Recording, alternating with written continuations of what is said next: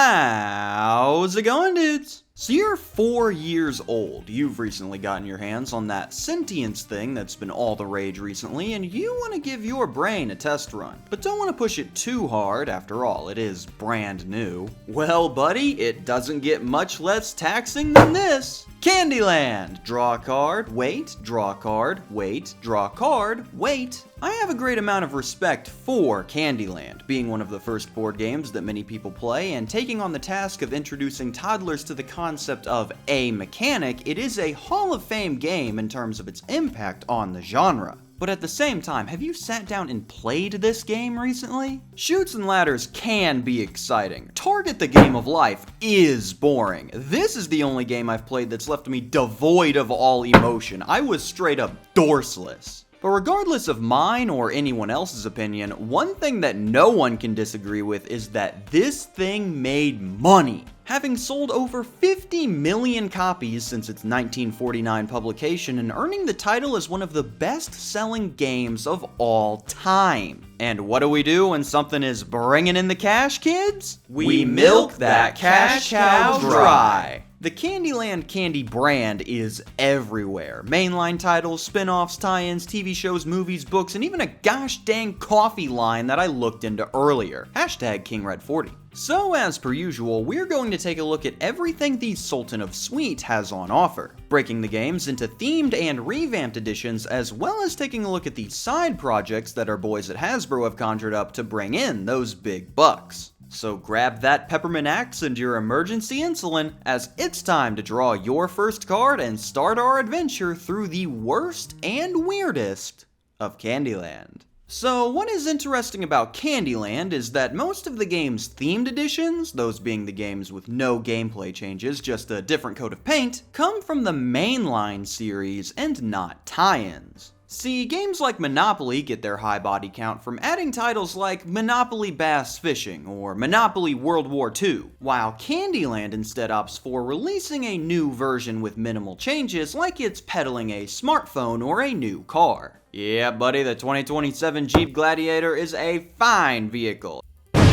As such, we'll be spending a majority of the themed editions rolling through each new version of the game. But before we do that, there are a couple of tie-ins to get through first that will be rocking rapid fire. Candyland Hershey replaces all of the Candyland sweets with Hershey branded confections. Candyland Disney Princess Game. Candyland the Disney Theme Park Edition. Candyland Dora the Explorer Edition. Candyland My Little Pony pre-rebrand. Candyland My Little Pony the Movie post-rebrand. Comes with included Rainbow Dash figurine. Oh good lord, please no. Candyland Unicorn Edition. I don't know why Hasbro needed to make a great value My Little Pony version when they own My Little Pony, but hey, I do like this actual regular horse that just has ice cream stuck on his head. He's my favorite. Candyland Willy Wonka and the Chocolate Factory, Candyland Winnie the Pooh Edition, and Lucky's Charm World Candyland, which does actually come with one gameplay change, the Leprechaun Trap card, which skips your next turn as you get caught in your own trap trying to catch Lucky. This does fall in line with the lore. Have you ever tried to trap an Irishman? They are surprisingly nimble. But past the tie-in titles, we have a large number of mainline games to run through, along with the interesting changes found in each one. Beginning, of course, with the one that started it all, Candyland Game 1949. A sweet little game for sweet little folks. I really don't like this dog's chances of making it through the Chocolate River. Candyland Game is the very first rendition of the title, with an awesome story behind its creation. 1 year earlier, the prototype for the game was put together by schoolteacher Eleanor Abbott, as during her stay in the local hospital, she designed the game to help entertain the kids that were trapped in the polio ward. You know, dying of polio. Abbott was eventually encouraged to pitch her game to Milton Bradley, and after paying Abbott a visit, the executive team liked her so much that they agreed to produce the game as a temporary fill-in title. As at this point, Milton Bradley was a mid-tier publisher at best. I mean, their best-selling game at the time was Uncle Wiggily. Never heard of it? Yeah, for good reason. So they started putting Candyland on the shelves, and to their surprise, it began to slaughter everything else on the market, immediately elevating Milton Bradley to industry giant status and making a ton of money for everyone involved. Of course, with all those royalties coming in, Abbott wasted no time spending most of the dosh, deciding to purchase tons of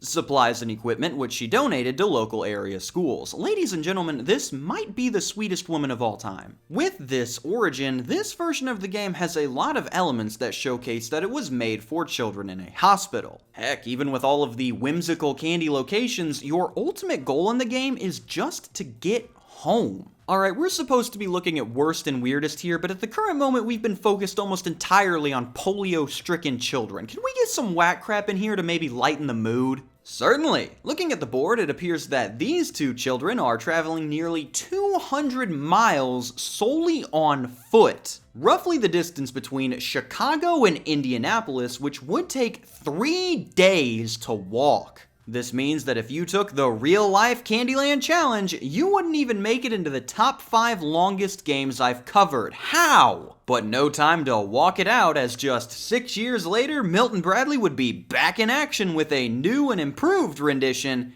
Candyland Game 1955. A real shame, too, as if they waited just one more year, they could have themed it around the Federal Aid Highway Act, a major event in paving history. This version of the game leaned into the raging success of Candyland by making it more appealing to the mass market. The colors are brighter, the areas are more whimsical, and your mission is now to get to this sick candy house, of which I imagine the maintenance costs must be astronomical. The biggest change for the game, though, is the replacement of the wooden pawns from the original with the new plastic gingerbread men that have remained a series staple. Made to resemble the only other character in the game besides the players, Gingerbread Man. This is the earliest instance of lore for the game. Gingerbread Man cares for the gingerbread plum tree that's in the center of the board. Pretty simple right now, but trust me, the lore goes crazy later. Last thing to mention about this one is the space total, as both this and the original carry 179 spaces. By far the most in the series, and nearly 50 more than what will become the standard. So yeah, if you thought getting through a game was tough now, add an extra 40% to the game's length and you've got 50s entertainment. Everybody better count your blessings. 7 years later and they are back at it again with Candyland Game 1962. This one is very simple with the changes. 45 less spaces, Gingerbread Man has taken up a larger role as the mascot, and the kids have morphed back into a more realistic form? The Candyland kids really have no concrete design, they kinda just change at will like some sort of shape-shifting beast. There could be something there to look into, but that's just a theory. Another 5 years, another title, it's Candyland 1967. Yes, America no longer needs to be reminded that Candyland is a game anymore, and it only took them 18 years.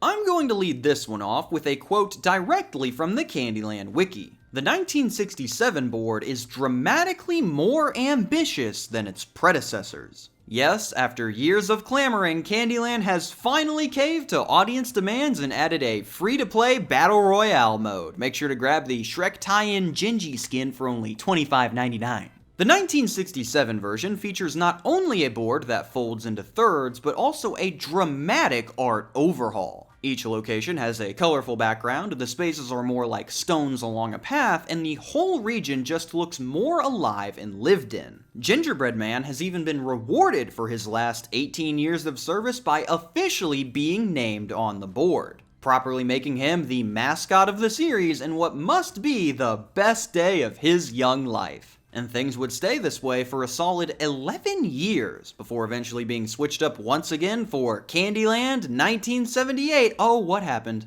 Okay, this box is a little bit all over the place. First off, what the heck happened to Gingerbread Man? Those last 11 years were not kind to him. My man looks like he's on death's door. Also, this girl has absolutely nothing going on behind those eyes, and is that Arial font? Why did they put it right there? It looks like I added that in post. What in the world? Past the box, the board has returned to that more simple style. The Candyland kids are the most realistic they've ever looked, and Gingerbread Man has not only been stripped of his name tag, but also any sense of style. The stoplight tux is a fashion travesty. Other than that, it's pretty much just classic Candyland, and it's the last iteration of classic Candyland that we will be seeing, as after this, Milton Bradley will be sold off to another titan who will be taking over the operations from here. Ladies and gentlemen, we have officially entered the age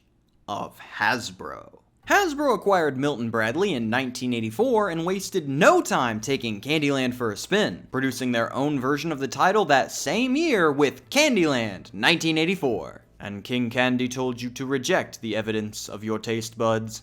It was his final, most delectable command. Candyland 1984 was the start of the golden brown age for the game, introducing new characters and story elements that would become mainstays of the series. Chief among those, Gingerbread Man has been put to death. Gingerbread Man is nowhere to be seen, and I don't think he ever reappears. The leading suspect in his disappearance, of course, being the dastardly Lord Licorice. You see, the Lord has managed to uproot the gingerbread plum tree and relocate it in order to construct his Licorice Castle. And seeing that GM would have stood opposed to this maneuver, it is no surprise that he vanished slightly before this took place. This act firmly established Lord Licorice as irredeemable in the eyes of the Candylandians. And if you would like to know more about what led Lord Licorice down this path of evil, stay tuned for the 8-hour The Dark and Disturbing Lore of Candyland 1 million sub special. But as for the current goings-on, our flavorful foe has launched yet another tasty plot. Lord Licorice has, somehow, caused King Candy and the Candy Castle to disappear, so Queen Frostine and Princess Lolly have enlisted famed explorer duo the Candyland Kids to venture out and find the missing monarch. 1984 is important as this game is the introduction of many fan-favorite characters in Jolly. Mr. Mint, Plumpy, Jolly, Gloppy, and the distinguished Grandma Nut. It is also one of the most violent, as another notable death is the extinction of the Candy Hearts plants, which died out after Lord Licorice's forceful relocation of the gingerbread plum tree, of which Plumpy took charge of managing in remembrance of the late great gingerbread man. But with the new status quo established, let's jump forward 15 years later to Hasbro's next attempt at the brand, with Candyland 1999. This version of the game is really just an update to the designs to make the world feel brighter and more lived in. All of the characters are more active, Lord Licorice has an awesome new look, and Gloppy is just having a grand old time back there. You go, Gloppy. There are really no significant changes other than the board orientation and some art switch-ups, so let's go ahead and move on to the second version of the game released this year, Candyland 50th Anniversary Edition. This game is, if you haven't figured it out by now, a title to celebrate 50 years since the game's first release. For this one, Hasbro pulled out all the stops, with the modern characters and imagery all having been redesigned to look more like the classic style, giving an eye into what they might have looked like back then. Notable examples include the human characters all wearing much more realistic clothes, Lord Licorice continuing to have that fit on regardless of version, the gingerbread plum tree apparently getting some work done over the summer, Jolly mysteriously transforming into a human boy, and the Candyland Kids honoring their fallen mentor by transforming into gingerbread men themselves. The only one to not get a fresh new look would be Gloppy, as, much like the humble Shy Guy, you can't improve an already perfect design. I really like what they did with this, as instead of just doing a re-release of the original, they put a ton of work into changing the character designs to celebrate both the past and the present, including all of the jank that came along with it. But with the celebrations over, it's time to get back to business, and business is booming just 3 years later with one of the series' biggest releases, Candyland 2002. The 2002 version of the game established some of the go-to designs of the characters with their much more cartoonish look, and these would go on to be used in many a supplemental material for the brand, as we'll get into later. The designs and names of the characters do carry some interesting lore implications, as this game is possibly a prequel to that original 1984 version. Firstly, all of the characters have been aged down. Grandma Nut is much younger, Princess Frostine has yet to be crowned a queen, Lolly is not yet even considered a princess, and Jolly has yet to reach his final form and is currently some sort of dinosaur? We can be sure that this takes place prior to the 1984 game, but not by much, as Lord Licorice has already killed Gingerbread Man and displaced the Gingerbread Plum Tree, but very recently, as he is yet to construct the Licorice Castle, and Plumpy has yet to take over as its caretaker, which is why the plums are so small. Lastly, I don't know what this beaver creature next to Mr. Mint is, but this is the first and last time that we see him, so I assume he's dead as well. But with the prequel giving us the needed beginning to the tale, it also serves as the end, as this is the last time that you will see these beloved characters like this in a mainline title, as 8 years later, Hasbro decided that what this series needed was a reboot. Candyland 2010. Why have me give the introduction when Hasbro can do it for me? A shortcut. Be the first to the castle to win. Yes! Welcome, you won the game. Candyland, the Kingdom of Sweet Adventures game. I looked up the voice actor for King Candy, and apparently he's been in 2 different Yu-Gi-Oh shows as well as Boardwalk Empire, so the man loves games, I guess. Candyland 2010 is a complete reboot of the board, characters, and lore, with it returning to the vertical style game board but keeping the same beloved gameplay as all the others. Many of the established cast have been removed and replaced by new faces. Plumpy, Mr. Mint, Jolly, and even Grandma Nut have been abandoned, with Gloppy only surviving by disguising himself as part of the mountain. In their place, we have some new faces as well as new takes on some classics. The Duke of Swirl now holds dominion over the ice cream slopes, Grandma Gooey, which just might be worse than Grandma Nut, resides in the Chocolate Mountain, King Candy has a new trim and a new fit, while Lord Licorice continues to have uncontested style no matter the outfit. Princess Lolly has regained her regal title, but shares it with the still Princess Frostine, who, to put it bluntly, looks like somebody that would try to wash a paper plate. She looks like a gosh dang Bratz doll. What happened here? The board is also just chock full of things going on. Not a single wasted area or place of rest to be found here. I think the designers might have been on a sugar crash with this one. After sending this one out to the masses, it apparently was a bit controversial with the changes that it made. So Hasbro said, alrighty, we've got you, and decided to try again and give the people what they wanted in Candyland 2013. Alright, anime is officially canceled. All of it. I'm sorry, it just needs to be done. Candyland 2013, the very first edition to give your eyes diabetes. This version has changed pretty much everything. The board has a whole new art style, the Candyland kids aren't even humanoid anymore, and the game uses a spinner instead of cards. Which technically does make it a revamp, but I'm not breaking the release timeline for this one. It doesn't deserve it. Of course, with any new Hasbro release, we have to see what they've done to the characters. Any of the original non-human characters have been removed entirely as they've finally gotten to Gloppy. And I really enjoy this line from the Candyland wiki for the game: Jolly has not been seen since 2004. We could have been looking for him this whole time, but really?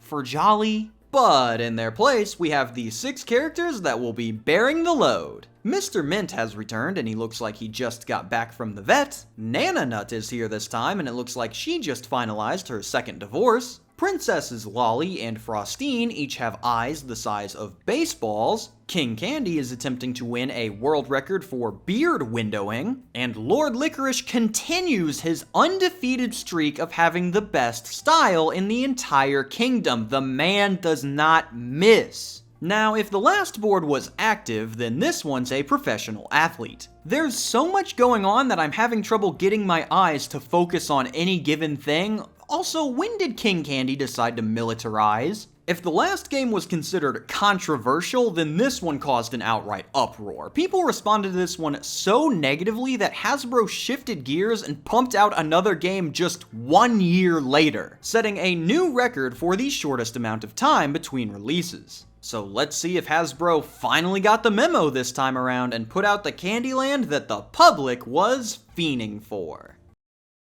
Yep, that sure is Candyland. Candyland 2014, a return to the more classic style, although we only have a few characters and changes are still evident throughout. Mr. Mint has fully leaned into the elf lifestyle, Nana Nut has aged back into her elderly form and now lives in her acorn house, Princess Lolly is now in possession of some type of head protective gear, probably in response to whatever caused her face to swell up, Princess Frostine has apparently developed an affinity for chocolate ice cream, and King Candy now has embraced the role of Santa Claus. That is 5 out of 6, so all that is left to do is check out the fire attire that Lord Licorice has decided to bless us with today.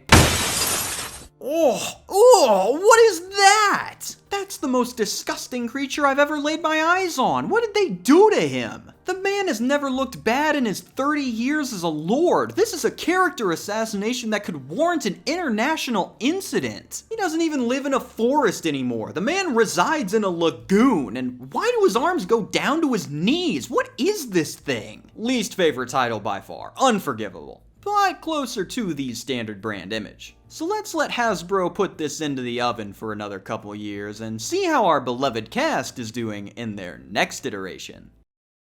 They crippled Mr. Mint. Okay, so Candyland 2021 brings a more detailed style to the board while reducing the number of spaces to 82. By far the least amount out of any game in the series. Another big change you might have noticed was to the cast, where all of the major players have been redesigned except for King Candy, who retains his 2014 look. Notable changes include a completely new Princess Lolly, this guy apparently taking up the mantle of Jolly, which is the most blatant case of identity theft of all time, but not a single person cares enough about Jolly to look into it. The new Duchess Eclair taking up the spot of the recently put down Lord Licorice, which I'm not even upset about. The man was clearly not well. It would have been cruel to make him suffer. Mr. Mint, who is now paralyzed from the waist down after a gruesome lumberjacking accident, and Queen Frostine, who appears to have ingested a considerable amount of that chocolate ice cream. Yes, you heard that right, it is back to Queen Frostine, as it only took Hasbro 22 years to remember that her name is supposed to rhyme. The only notable board info is that despite Lord Licorice being gone, the spaces with Licorice still remain, marking that his followers still believe in his cause even after his death.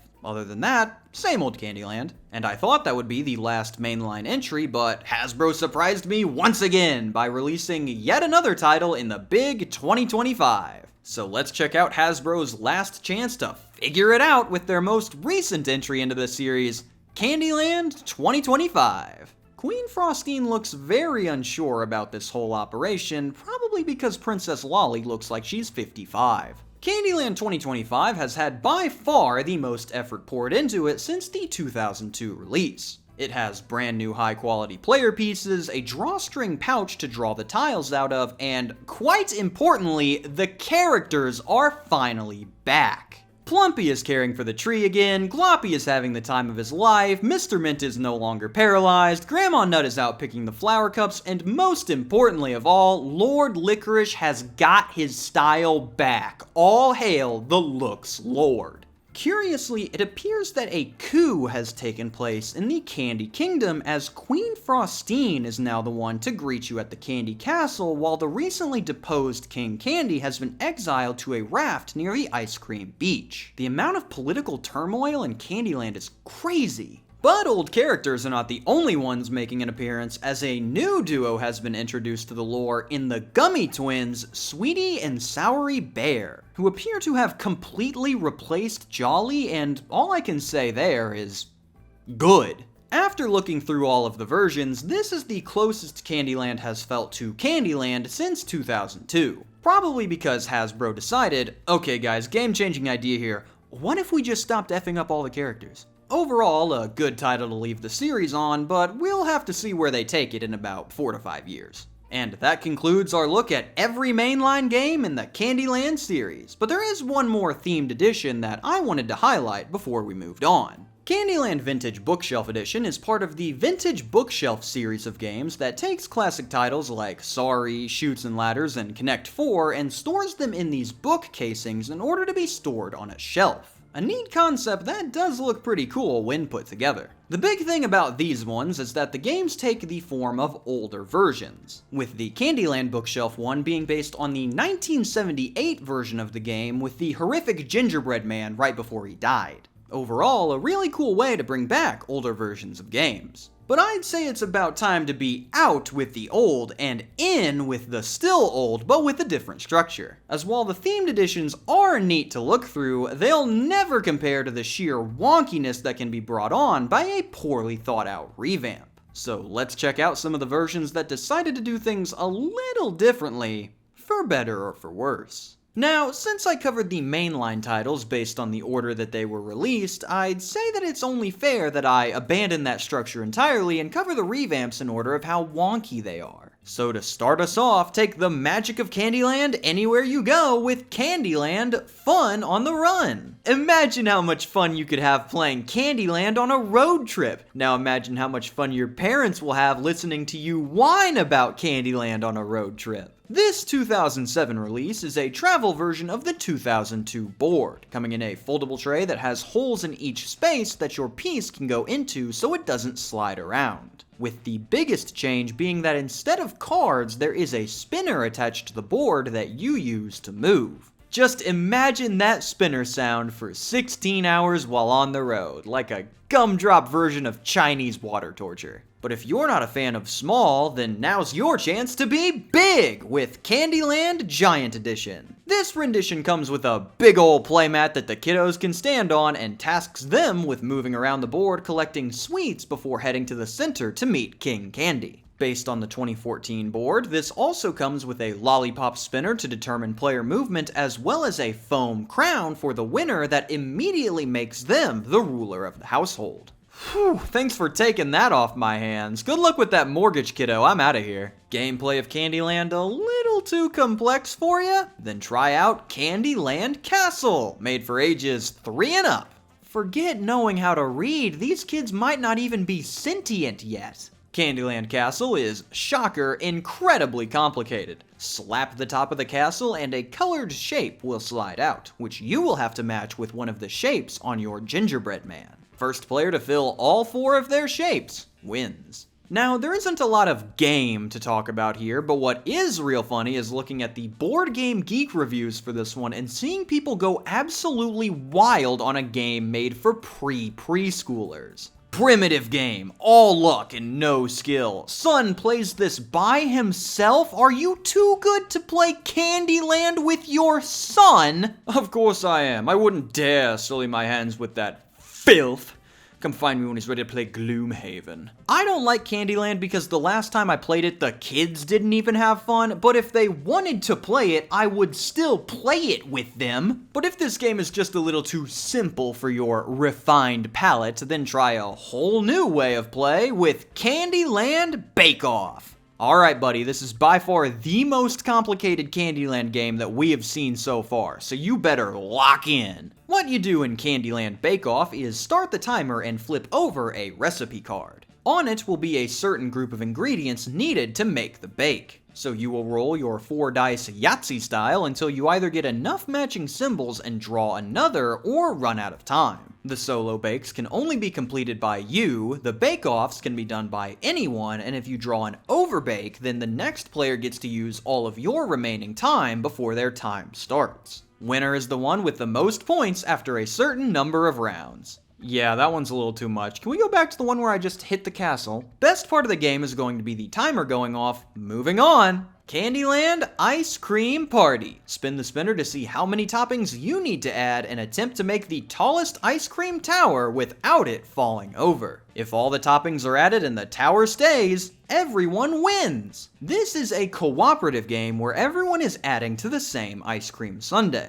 So in order to make this work, you are going to need to figure out who the best stacker is so that they can handle the tougher toppings. The game also mentions that you can play by yourself by attempting to make the tallest tower, which would help you get some good practice in, what with regionals coming up and all. Candyland Sweet Celebration Game. Tired of that same old Candyland board? Well then build your own, you ungrateful bum. The Sweet Celebration Game tasks players with getting from their starting location to the Candy Castle as per normal. but switches up the format by not only requiring players to collect certain candies before they arrive, but also makes them build the path that they will be taking there. This makes the game extremely customizable, as you can just have a 100-meter sprint right to the finish, or put together a grand Candyland adventure full of twists, turns, and musical numbers. Interestingly, Hasbro has also taken this opportunity to add some new locales and characters to the lore, with you also being able to visit Captain Kid Cone aboard the SS Neapolitan, or hang out with the proud denizens of Czechoslovakia. Mind you, this game was made in 2009, so Czechoslovakia had been dissolved for around 17 years. They really just brainstormed that one and went, nah,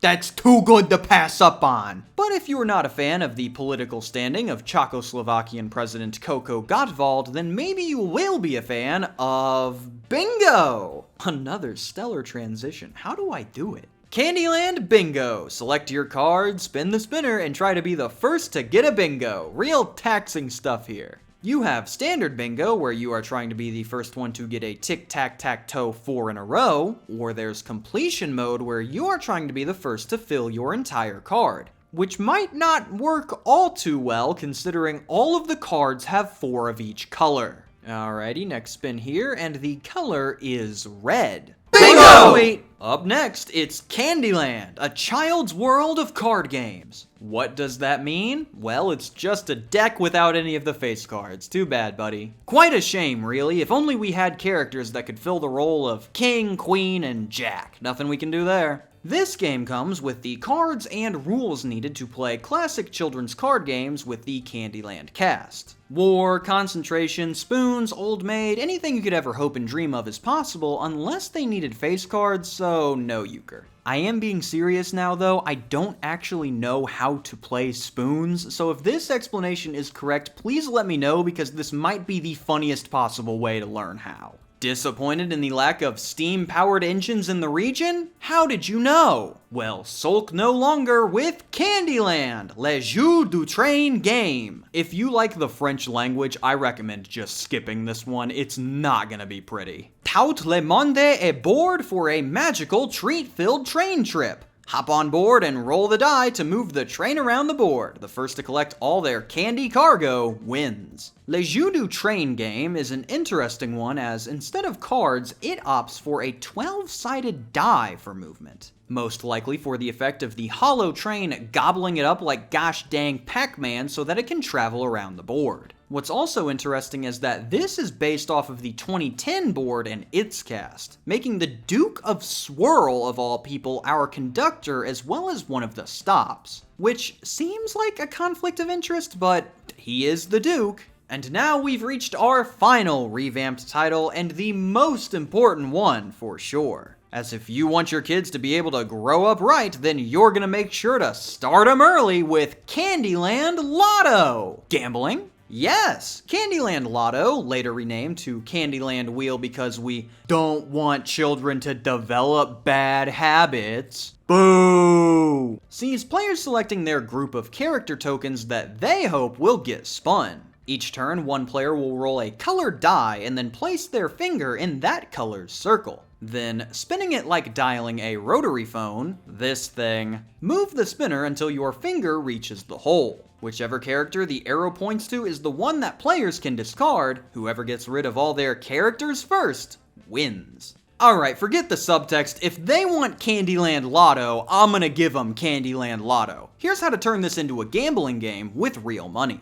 Gather your group of friends and charge a buy-in of, let's say, $10 for a pair of 2 tokens. Once everyone's in, play as normal and the first person out wins the pot. If you wanted, instead of a game, a real lottery, offer $10 per token but only give out 1 of each. Once all of the characters are bought, do 1 spin and winner takes all. Quite easy, quite degenerate. And with Hasbro's quota of getting kids hooked on some kind of addiction met, we have finally reached the end of the physical Candyland titles. But with a brand as valuable as this one, we can't just stop at making games. Oh no, as there's a whole host of different media out there that we can slap that one guy/thing on in order to rake in those big bucks. So let's jump now from the board to the boardroom and see all the projects those lovely execs approved to expand the candy brand. Now, in aiming to make some money from these ventures, the big men upstairs wanted some of these to be related to their target market in some way, which is why one of their most common side projects were various types of children's books. These include, but are not limited to, Candyland Birthday Surprise, Candyland Colors, Candyland The Colors of Candyland, Candyland Happy Birthday Princess Lolly, Candyland Have You Seen King Candy, Candyland Lord Licorice, Candyland Mystery, Candyland Sweets and Treats, Candyland A Little Golden Book, Candyland The Official Cookbook, Mad Libs Jr. Candyland, and Unit E, a New York Comic-Con exclusive one-shot story about several Hasbro-owned properties teaming up to fight a global threat, including Stretch Armstrong, Transformers, G.I. Joe, Battleship, and yes, Candyland. In this story, I kid you not, Lolly is the princess of the fairies, a race of beings made of pure magic and possessing incredible power. To quote it outright, treat them with respect or be prepared for repercussions. Great, I can't wait to get assassinated by Princess Lolly, daughter of King Candy. That's exactly what I need. This entire thing is completely ridiculous and someone should really look further into it, but right now I need to stay focused on just Candyland as once again I need to deal with the shenanigans of network television. Because why stick with what you've got when we could be greenlighting a Candyland cooking show? Go. We'll make it work. It's not over yet. You got it, girl. Come on. Some eat their feelings. I eat my way through Candyland. Kristen Chenoweth hosts Candyland. Series premiere next Sunday night at 9 on Food Network. Set your DVR. Dang, I hope you set your DVR, buddy, because otherwise it's $10 on Prime. Candyland the TV show is a dessert-making competition where teams of 4 will compete to make tasty treats on a fully edible set. One team will be eliminated each round, and the winners will be allowed to enter King Candy's castle and earn the $25,000 prize. Honestly, first episode, just start picking up as much of the set you can and book it. You will be set on birthday party treats for decades. Hosted by Kristen Chenoweth, this series started its first season in 2020 and is currently ongoing. At least that's what IMDb says, but seeing as they haven't put out a season 2 in the last 4 years, I would say that the Candy fans should not hold out too much hope. But hey, maybe they're just working on an even larger edible set. I tell you, when that gingerbread plum tree is fully grown, it'll be all eyes on them, just you wait. But from one screen to another, we jump over to the computer to take a look at the PC games that they have made for the series, the first being Candyland Adventure. So, the Candy Kid is here to help Captain Cookie save King Candy. Well, I'll give them a taste of sour power they won't forget. So, how are we gonna get over this mucky mess? Ladies and Germs, the pinnacle of gaming in 1996. Candyland Adventure sees players attempting to save King Candy from Lord Licorice by solving various puzzles in order to undo the calamities caused by the villain, who in this rendition appears to have mystical powers? Headed for the Gumdrop Mountains? Well, this will gummy up the works. This one overall has the same feel as a low-budget putt-putt adventure type game, but with all of the interesting goings-on, this probably would entertain a child quite well. The other version, released 2 years later, is Candyland, a child's first game comes to life, which is way different to the first one in gameplay, art style, and especially budget. Red candy.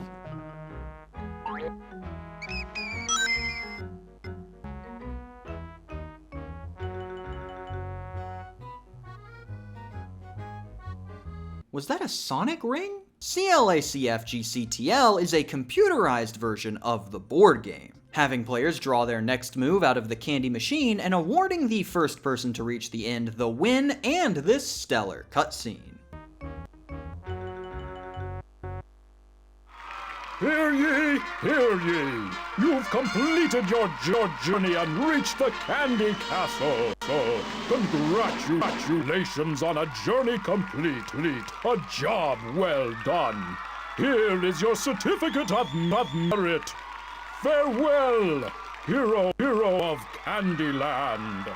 Did he hit his head on the way out or something? He's rapping like the Rat. The main appeal for this one is getting to visit the characters and interact with them when you pass their area. Wacky things happen, a whole lot of Candyland magic, yada yada yada. Look, we've still got 2 more games to get through before I even get to the brain melter, so we need to keep moving. Going from that screen back to the previous screen, go ahead and dust off that old tech for the Candyland DVD and VHS board games. Are you ready? Let's play our game. Our story is entitled, Who's Been Eating My House? Buddy, I'm gonna have to go with termites? These 2 games released for different generations each carries the same general concept. Pay attention to the TV, and when it asks you to do something, you must do it, because he's Mr. Mint and he's the boss. The DVD board game has more going on, what with its better tech, including a musical tour of Candyland and a couple different minigames that kids can play with the included color spaces. Well, hello there. Welcome to Candyland. I'm so pleased you could come. So, you want to take my gumball challenge? Not in the slightest. Get away from me. The VCR version in comparison is much more simple, only having 2 games, color match and picture match, but it does come with 4 full stories that go along with the games that kids are likely to enjoy. Well, it didn't work, and now you'll just have to return all the gumdrops to Jolly. And all the plums to Plumpy. Egads! I've been caught, red, and Can't even commit gumdrop theft anymore. Candyland used to be a proper country. But now with all the other material behind us, we can direct our attention to our feature presentation. And I think you are going to love it. Because no game, book, or show could ever stand up to the pure wackiness that is a fully animated Candyland movie. Exclusively on DVD and VHS, with 4 original songs. Join us for a sweet adventure, Candyland. Available now on DVD and VHS.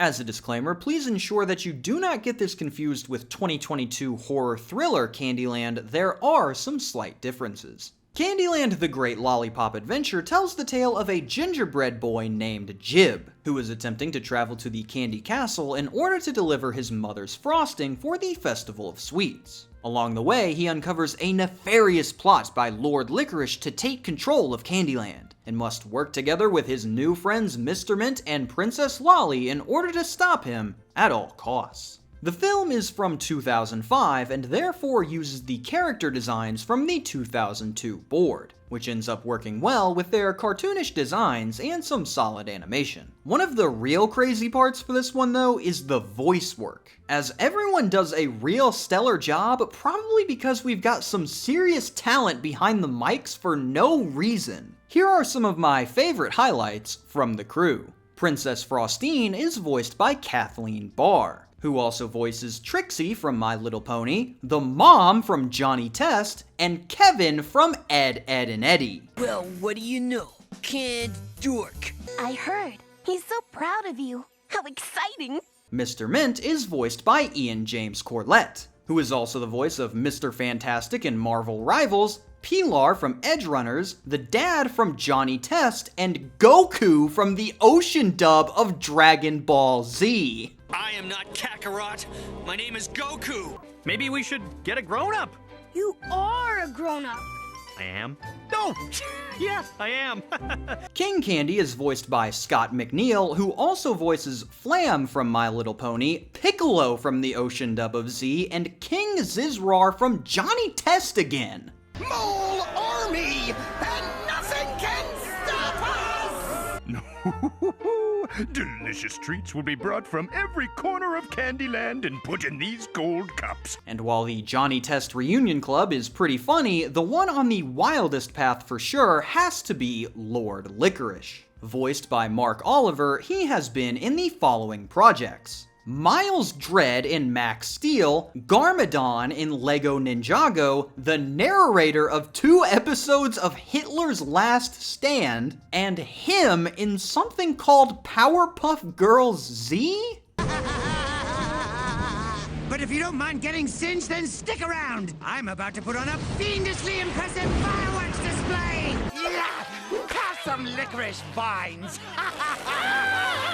But with all the vocal talent on offer, we can't just be using it on standard speech. Oh no, we've got a myriad of songs on offer to help immerse you into your adventure, including the theme song about Candyland itself, Mr. Mint's song about it being okay to have fun, and this absolute gem detailing the Lord's plot. And soon my chewy sticky goo will reach into the sky. Licorice here, licorice there. Far as you can see, the smell of licorice in the air. Yummy, yummy, yummy. So licorice everywhere. Soon they'll understand. Life will be so great, so grand here in Licorice Land.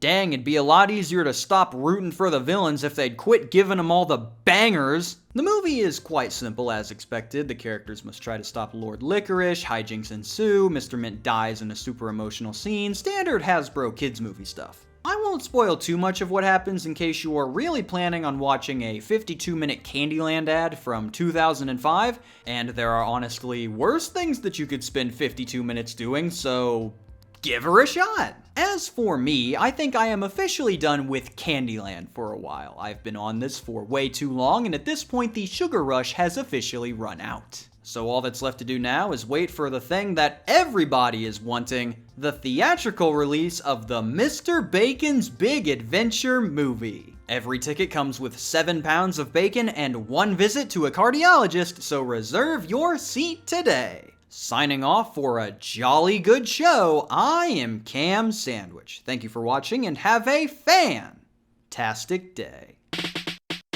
A special thank you to my suppliers, staff, and chefs over at the deli, as well as the media preservers helping me get these rare games ported for the public to enjoy. If you'd like to join the crew, you can take a look using the link in the description below.